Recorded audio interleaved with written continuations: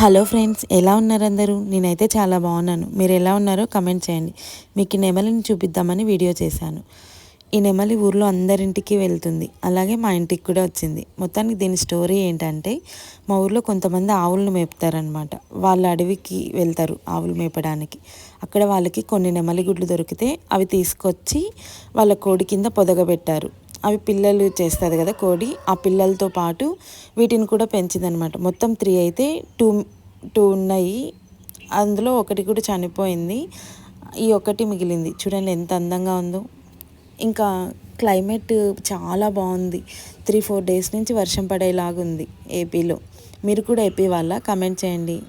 ఇంకా పప్పాయ పళ్ళు చూడండి, మా మిద్దె పైకి అందుతున్నాయి. నేను ఇలా మా తాతయ్య వాళ్ళతో ఎంజాయ్ చేశాను.